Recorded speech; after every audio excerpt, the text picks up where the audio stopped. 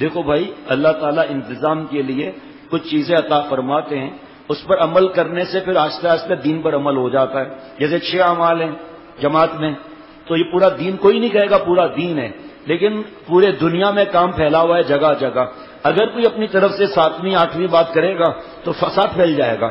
اس کو روکنے کے لیے اکابر نے 6 اعمال اب کرتے ہیں، ہم سے بھی آ کر بات کرتے ہیں کہ آ کر کہتے ہیں 6 کیوں؟ بھائی آپ جا کے ان سے پوچھو، وہ اتنے بڑے علماء اللہ والے، کہیں لکھا ہے کہ پورا دین یہ ہے؟ حضرت والا 5 اعمال روز دن میں 15 مرتبہ فرماتے تھے. قرآن پاک صحیح کرنا، ایک مٹھی داڑھی سامنے سے دائیں سے بائیں سے داڑھی کا یہ بچہ رکھنا ہو واجب، بال سنت کے مطابق مونچھیں صاف. نمبر 3 ٹخنا کھلے رکھنا مردوں چلنے اور کھڑے ہونے کی حالت میں. نمبر 4 آنکھ کی حفاظت. نمبر 5 دل کی حفاظت. فرمایا یہ ایسے اعمال ہے جیسے بھینس اٹھانا، جب تم بھینس اٹھا لو گے تو بکری تیتر بٹیر تو اٹھا ہی لو گے.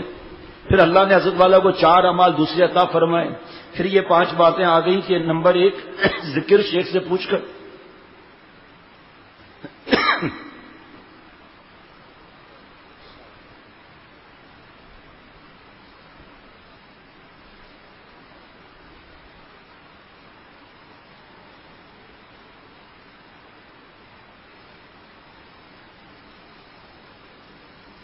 نمبر 2 100 مرتبہ درود شریف. نمبر 3 100 مرتبہ یا جیسا شیخ بتائے صحت دیکھ کر ربی انی ظلمت نفسی فاغفر لی. نمبر 4 نماز کی ادائیگی میں سستی نہ ہو. نمبر 5 نامحرم بے پردہ عورتیں اور بےریش لڑکوں پر نظر نہ ڈالیں. 3 باتیں اصلاح معاشرت کے لیے. 5 باتیں ہو گئی. اس بات کا دھیان رکھیں کہ میری زبان سے یا میرے ہاتھ سے کسی بھی مسلمان بھائی کو اذیت نہ پہنچے. سننا ذرا غور سے.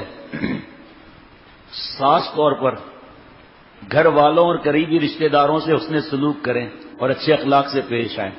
یہ داڑھی ہے نا، داڑھی کہیں عاجزی اصلاح نہ کرائیں تو اکڑ میری داڑھی ہے، پپا کی داڑھی تو ہے ہی نہیں، اس کی بھی نہیں، اس کی بھی نہیں. اب بات کریں گے تو منہ ٹیڑھا کر کے بات کریں گے، میں عمل کر رہا ہوں تو قبولیت کا پتہ کہاں چلا؟ جو اکڑ رشتہ دار دور ہو گئے یا پیچھے پڑ جانا، دیکھیں گے بھاگ جائیں گے.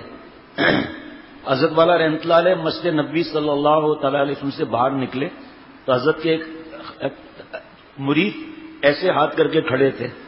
تو حضرت نے فرمایا کیوں بھائی خیریت؟ تبلیغ میں بھی بہت ماشاءاللہ جاتے تھے. تو کہا حضرت ایک ساتھی آ رہا ہے حرم سے، اس کا یہ ٹائم ہے، اس کو پان بہت پسند ہے. مدینہ شریف میں ملنا پان آسان نہیں ہے. پان چھپایا ہوا ہے، اس کے منہ میں پان ڈالوں گا اور اسے پکڑ کر اس کو جماعت آئیے وہاں لے جاؤں گا. حضرت نے فرمایا شاباش، تمہارے جیسے ہی لوگ کامیاب ہوتے ہیں کہ لنگر ڈالیں تو جہاز خود لنگر انداز ہو جائے گا. بھئی جس چڑیا کو پھنسانے آئے ویسے ہی بولی بولو نا.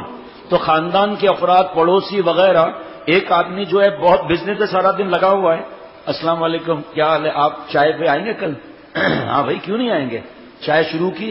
وہ آج کل کیا کاروبار کے حالات ہیں. میرے دوست نے پیاز کا کنٹینر منگایا، ایک مثال ہے.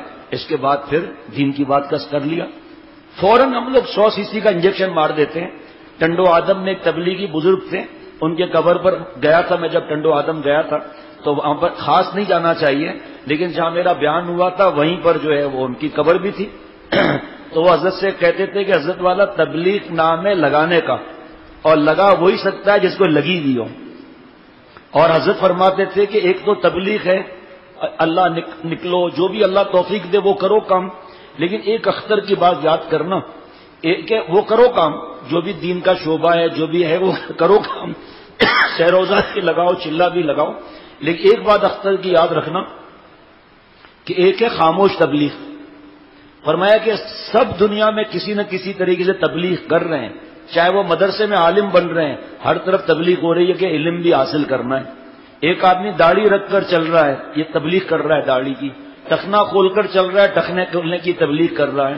سنت کے مطابق شادی غمی ہے، یہ بھی تبلیغ کر رہا ہے.